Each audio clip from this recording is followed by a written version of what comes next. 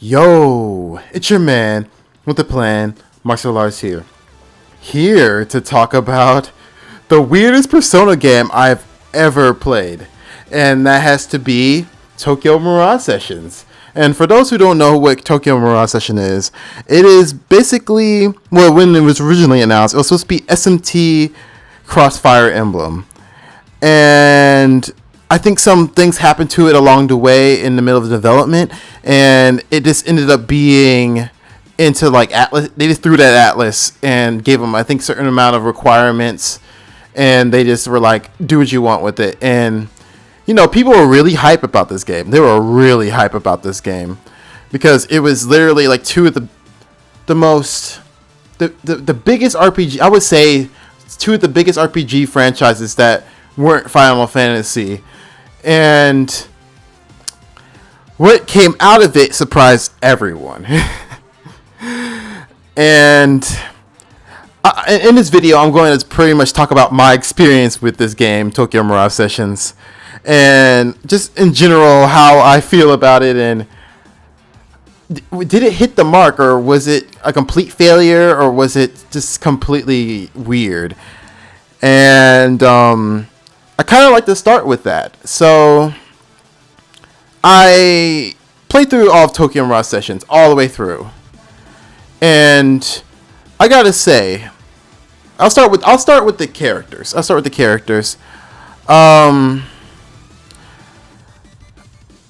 a good when I talk about a game, it's a good thing when I can remember most of the characters' names. Off the top of my head. That means that you successfully created a character I can at least remember. But the funny thing is, the characters you kind of start off with are so much more important than most of the characters you get later on. That, like literally almost every female character of the cast has a more important role than most of the male cast. And I'll get into what that means in a second. Let's go through the characters. Most of the characters I can remember. Tsubasa. Tsubasa is literally one of the most well-developed characters, which in this game pretty much means she has a very just okay development. She has a really cool person. So I thought she was gonna be annoying, but they did it in a way they didn't overplay her quirkiness, and it was nice. The second character I remember is Kira. Or is it Kiria? Or is it Kira? I know I can't say it right because they were saying it in Japanese. Sometimes in Japanese they add extra syllables that people in America wouldn't add. But I think it's just Kira. Kira was a character I liked a lot. I love the design of her. I love just her whole design. Like literally, if there was another Persona, like another Persona 6 or another Persona game with a new character, I would love her to be designed like Kira because that was a cool ass design. Yeah, so Tsubasa's design is cool too. The other character that I was not the most fond of was Toma. Toma had a he had literally no stake in the story at all. Everybody else had at least a little bit of stake. To me, he was one of the characters that was the least interesting and the most predictable. And I just didn't like Toma that much. The next character I really, really liked was Mayuri. It was literally the best designed child character I've ever seen in a video game. In her regular form, I didn't like her Mirage form, but her regular form was so cool. The next character after Mayuri is Ellie, or Eleanor. I think it's her full name. Ellie, I kind of felt about the same thing about Ellie. Felt the same way I felt about Toma. She was there, but the only difference between her and Toma was just completely kind of bland to me. Ellie had the opposite problem. Her quirkiness that they gave her, they played it up so hard. Because she got this thing where she loves Hollywood and that's all she talks about. But she literally talked about Hollywood 80% of the time. And it was a little much, but I liked her. I still like her, but she had that problem to me. And the last character, part of the main cast, of course, is Yashihiro, and he was a cool character. Your stereotypical moody, angsty. I don't know how to describe him. Very, your typical rival, Shao the Hedgehog. What other characters act like him? Your rival, edgy rival character. And that's pretty much it for the main cast. But now I have to go to the supporting cast because I think they only count 3 of the characters for the supporting cast. And the first one has to be Mayoko, or is it how you say it? Is it Mayeko? It's Mako. It's Mayeko. Fuck, I can't remember her name all the way through right now. But Mayeko is literally like my favorite character in the whole game. Her personality completely overshadowed everybody else's personality, except for Tsubasa and Kira. Her personality overshadowed everybody's, and that it was such a shame because in the game they made it seem like you're just going to join the party in the I guess you can call this a remaster or remake, whatever one you want to call it. Basically, this game had some extra stuff, and I thought they were going to add her as a party member because they even show what she would look like if she was a party member, and she was one of the coolest designs. Oh my god, I don't understand what happened, but I really loved her. Like, she's literally my favorite character, design wise, personality wise, the waifu, literally the waifu of the game. Okay, so it's time to go to my least favorite character in the whole game, Barry. And I really wanted to like Barry because I thought they were going to do the thing where they made him really annoying, but then they were going to make him cooler later. But no, Barry actually got more annoying as the story went on. And I did not like Barry that much. Barry was... There was like only 2 moments I like Barry.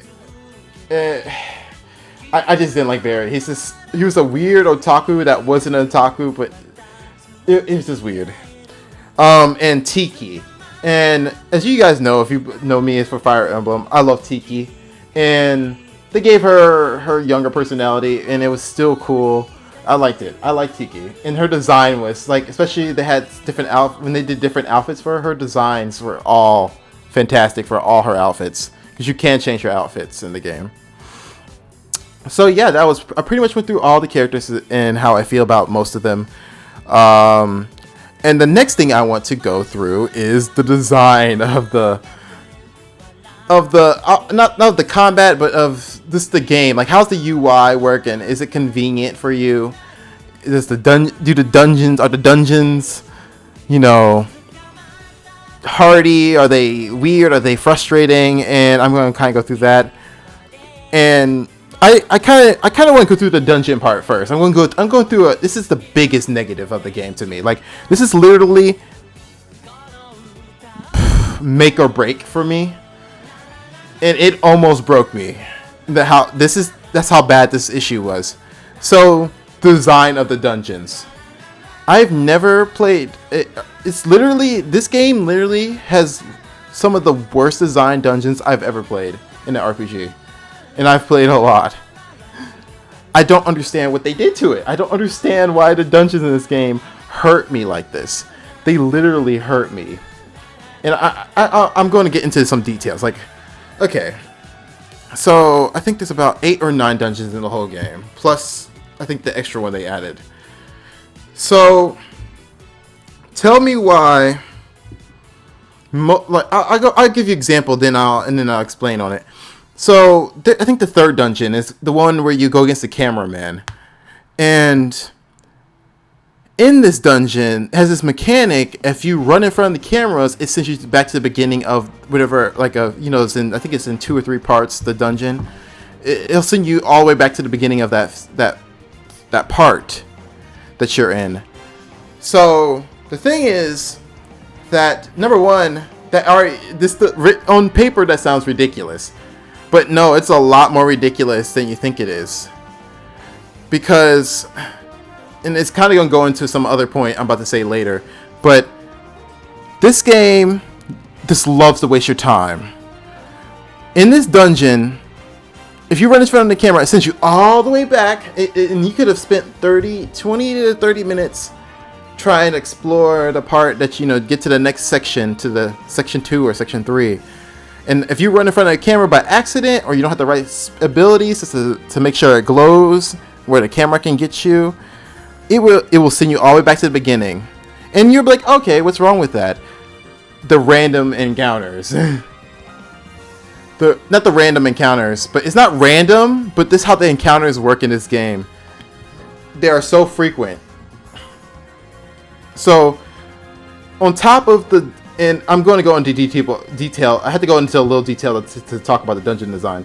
But there are times where the game will literally start you over to the very beginning. Like 20 minutes of progress. You know, let's put you at the very beginning of like the section of the dungeon you're in. And then 20 enemies will like spawn on you. And you'll be like, oh, I can use repels. And they do work. Most of the time they don't really work on the dungeon you're in because you're pretty much around the same level most of the time as the enemies in there. But what happens is that even though you use the repel, you still have that pretty much gives the extra strong enemies free reign to tackle you. And you have to have an item for those enemies to slow them down so you can get away from them, because those extra strong enemies can literally kill you real easy, especially at the very beginning. And as soon as you get closer to the end, you got tools to deal with them pretty easily. So it's like, use repel, and now you got less enemies, but you got these fast ass, like these enemies are twice as fast on the map, and they tackle you.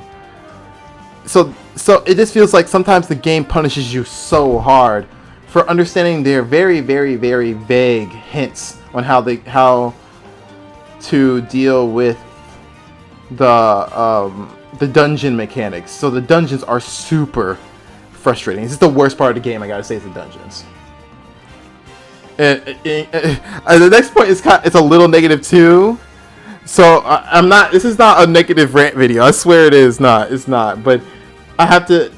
The design of the game is the first thing I want to talk about anyway, and that ends up being the problem. The game has a design problem, like on a design way, it has some problems. So on the next thing on the design way, on the design scale, or what's wrong with the design, is how it handles like moving you around the map and moving you around the dungeon and between the dungeon and the real world and all that stuff. So Tiki, who's your main character, I didn't talk about him at the very beginning because he's not really. He's a main character he's literally like a Persona protagonist with a voice. You use him. He has no run. He doesn't, like, you know how you play Persona 5 or something like that, and Joker has a run that he can run twice as fast to get past, like, because you're doing the same stuff over and over. Well, Tiki don't have that.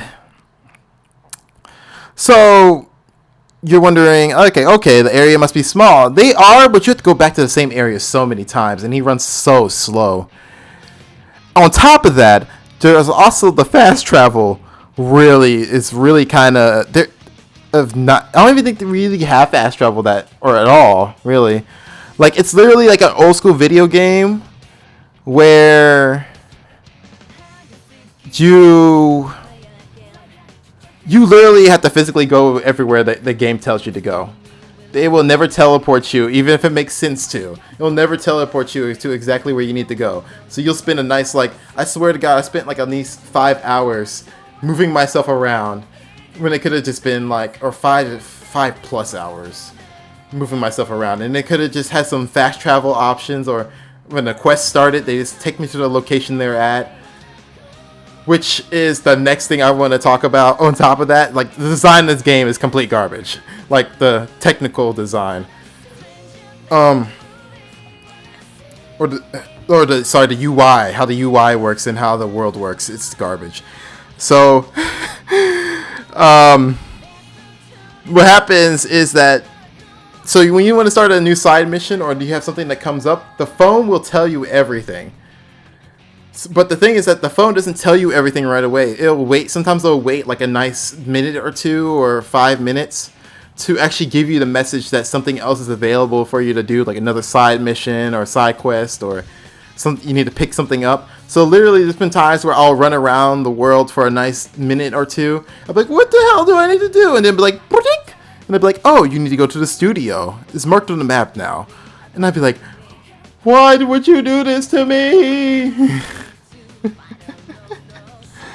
But I know that was a lot of criticisms, but this game has some problems in that aspect. The design was total, oh my god. But you pretty much get the point for most of the things I have to say. The next thing I want to talk about is something more positive, the gameplay. So, kind of how the gameplay works is that it's like a persona,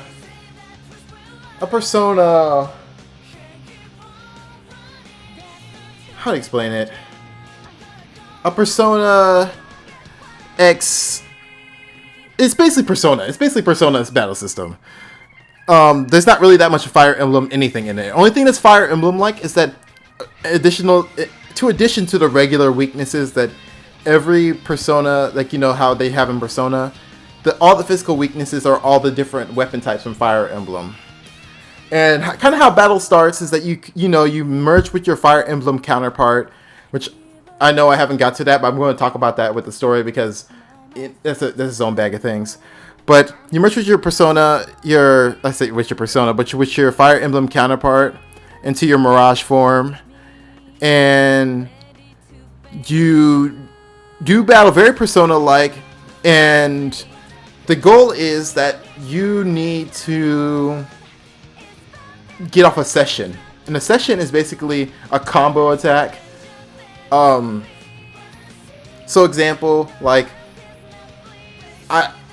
your normal attack doesn't activate a session, but if you use attack that uses your SP or your ability points, it will activate a session for most likely. It depends on the enemy type and skills, whatever. And it's kind of a chain attack, and the whole idea is that when your character is growing, you add there's a section for regular moves and a section for chain attacks. And the chain attacks are basically kind of what connects each other. It connects the next move to the next move to the next move, and that's kind of how some of the strategy is. The pre-battle strategy works. It's like, okay, I'm gonna get Itsuki uses a sword move. The other character has, when a sword move activates, he uses a fire move. Another, Toma has a move where when somebody uses a fire move, he uses a lance skill. So it's basically building on top of each other with the skills available in your your session skills.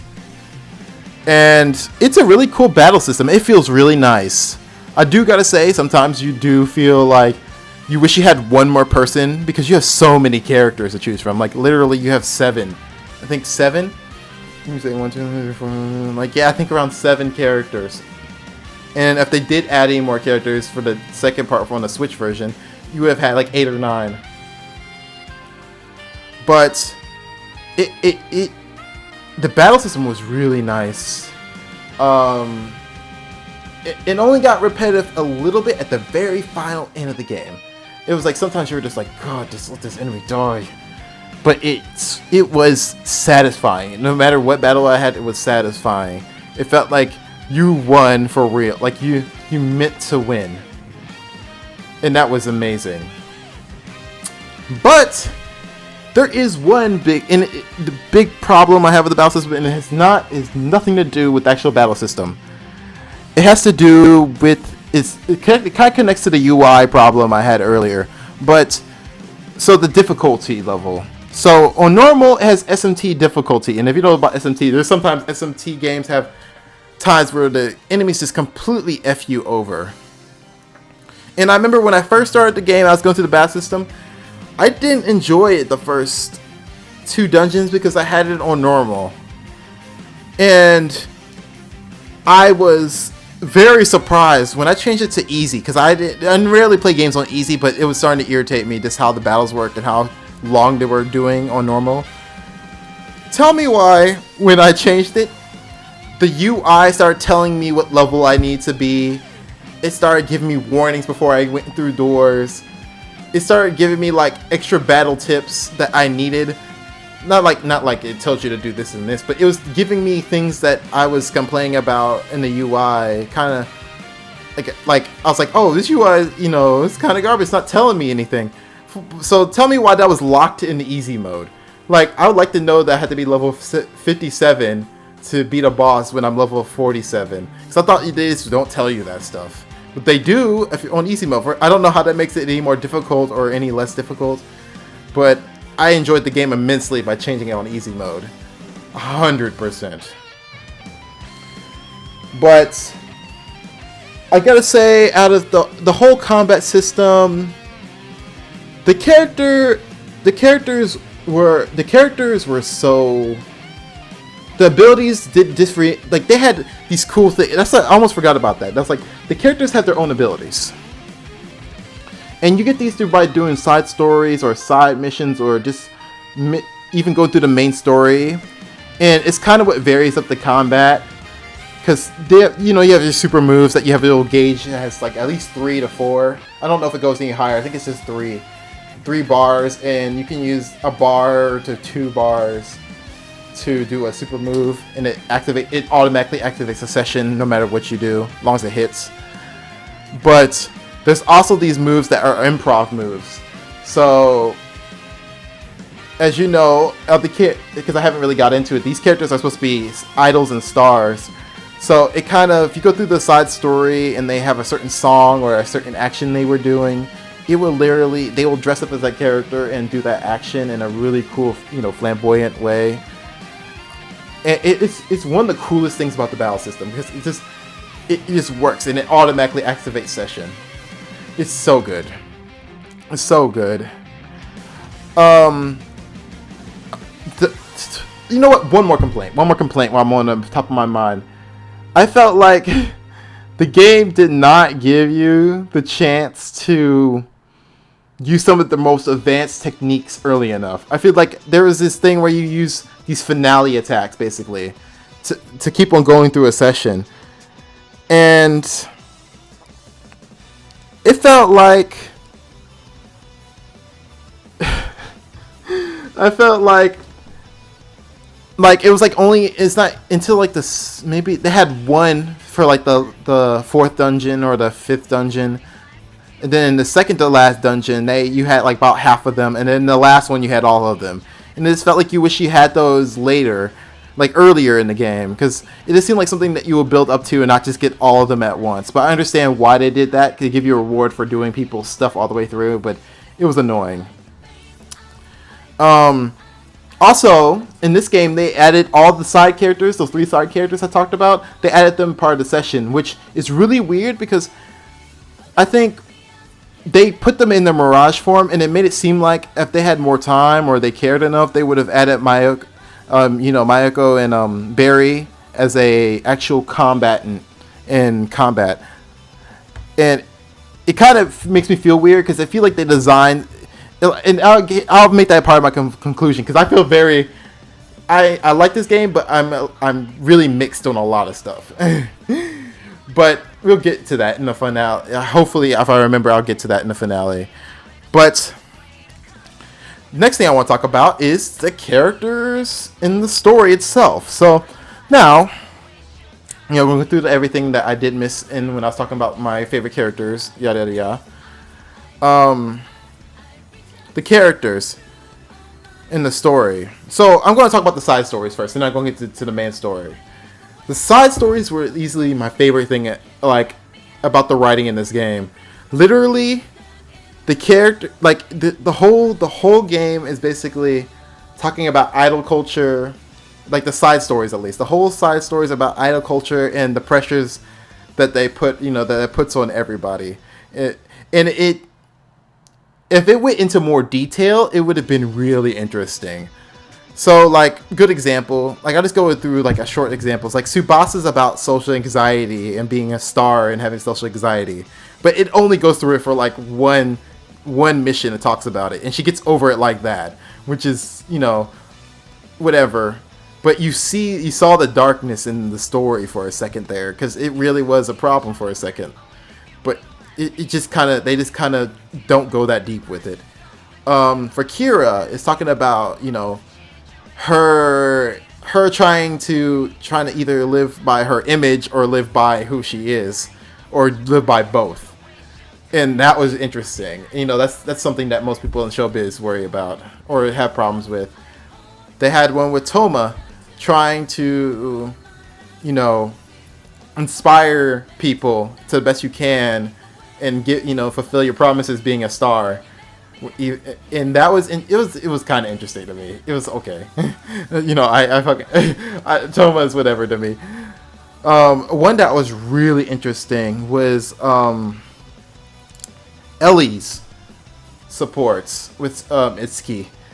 And Ellie's was really interesting because it was about being at least in Japanese entertainment. If you don't know anything about Japan, they are very, I want to say prejudiced. A lot of them don't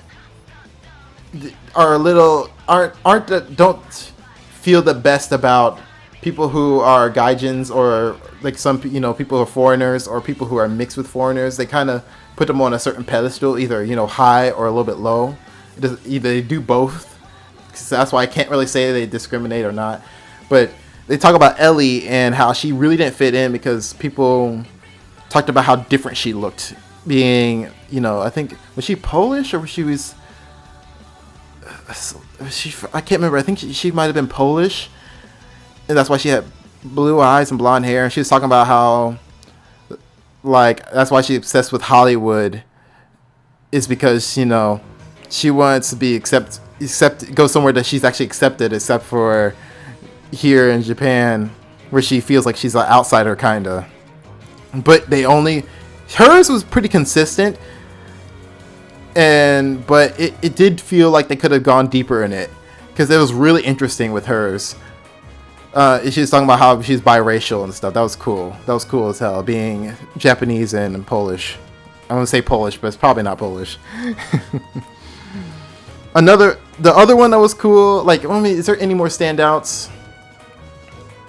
They had the one with Mayuri, basically her trying to take the reins on her own projects and not let the industry steamroll her. Yashihiro trying to live beyond just being an actor and understanding living life means you can be a better actor. I don't think there's, I think there's Mayuko trying. The other two don't really have that much of a moral to it. The other three, the side story characters. But yeah, those were really good. But now it's time for the elephant in the room. The main story. The main story is really weird.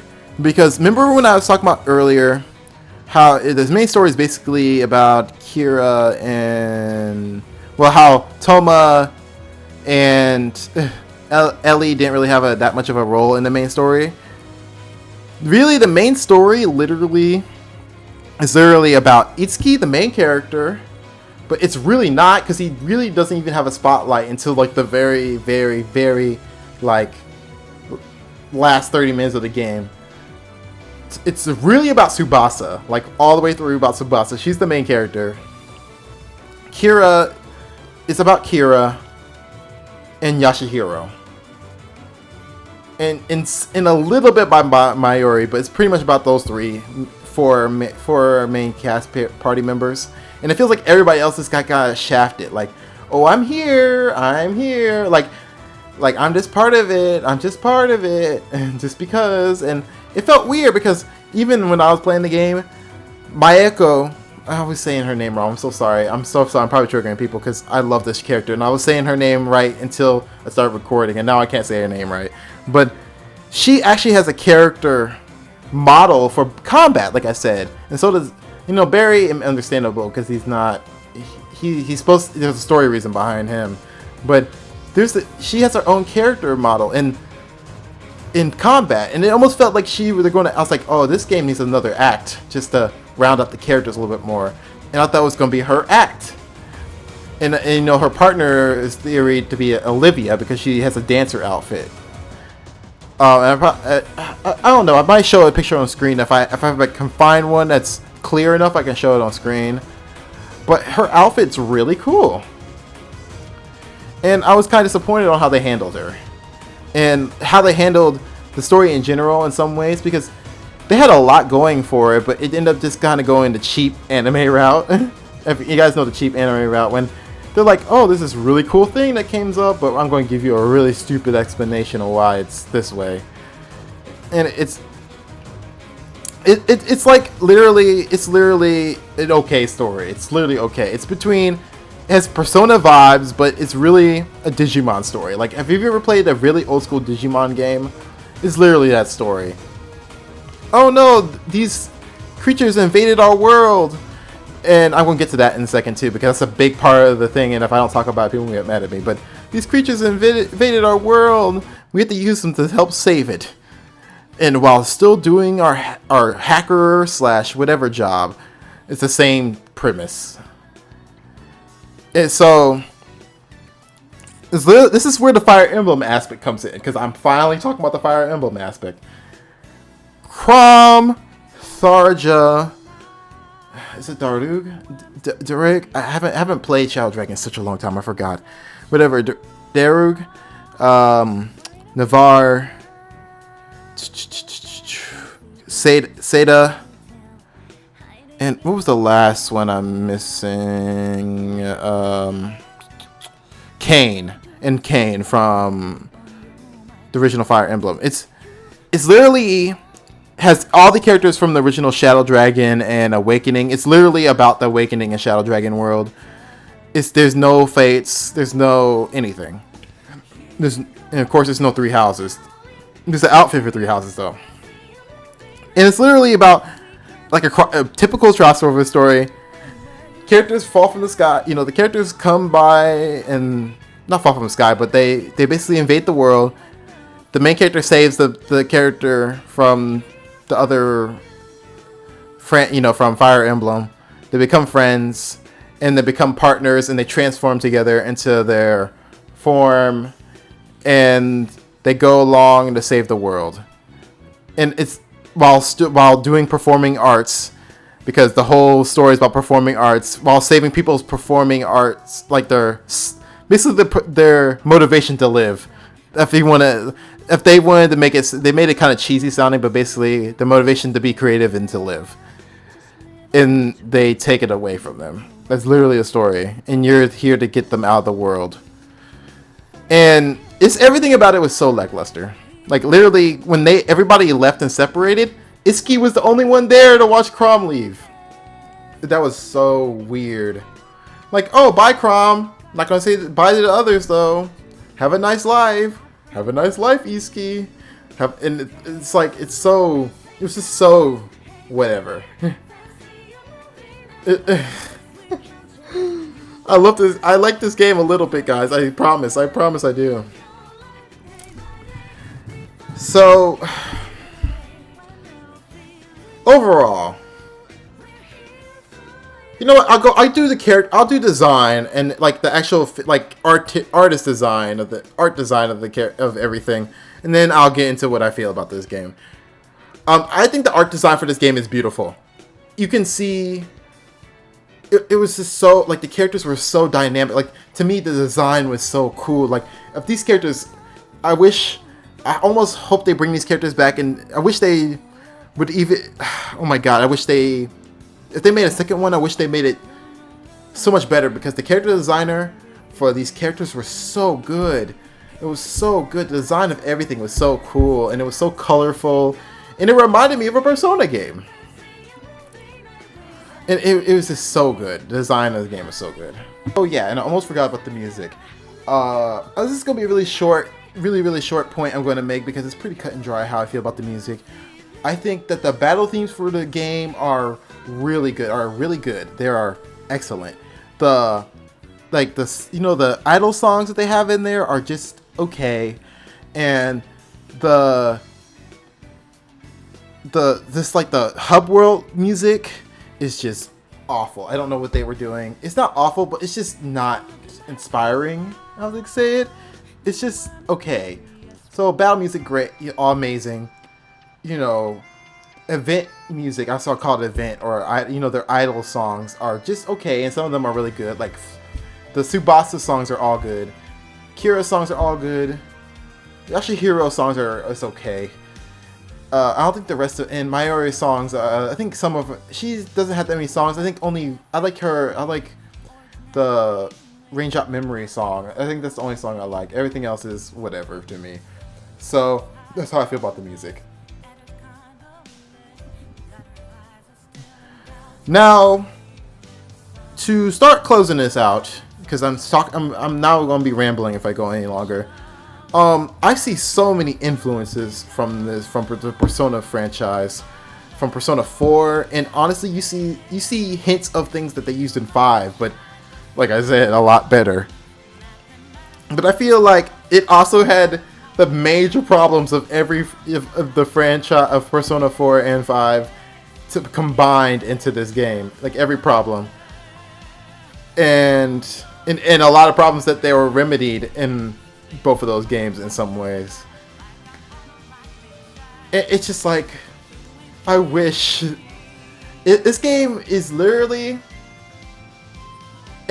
went from I hated it originally, and then I went up to disliking it. It's okay, and that made me a little sad because it looked kind of cool to me. It took me. I know it took me. I don't know when this game came out, but I think around 4 to 5 years to play this game.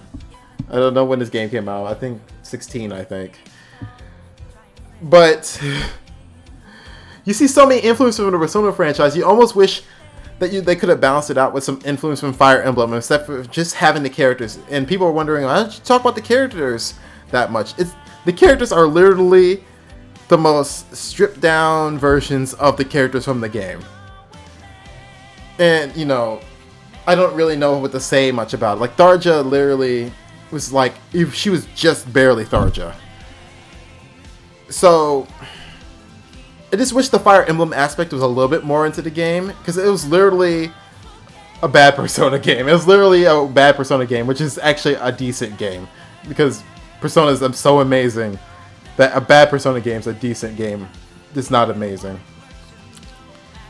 And if they do make another game or another crossover, they need to make it like an official, like on-brand, character-branded crossover. Because I think people expected that. And they would have liked this game if the delivery of it was just a little bit better. But this game does a lot of things good, just as much as it does bad. And every game can't be a banger, but there's only so much you can do. And I wish my baby girl was a character. I wish Miss M was a character. Oh my god, please. But I think that's pretty much everything I want to say about the game for the most part. If you like this game, I'm sorry if it sounded like I was ragging on it, but I just went on this and just talked my true feelings. I didn't even write down any points for this video. But I hope you guys like this. I probably get some dislikes. But I hope you guys at least understand where I'm coming from. I'm very mixed about this game, but I'm on the side of liking it a little bit. So please leave me with a thumbs up and or a thumbs down, because I know I get those. And hit the subscribe button and a little bell icon to join our belly, because I'm only best new friends. And I'll see you guys next video and or stream. Bye bye. Bye bye. Bye bye.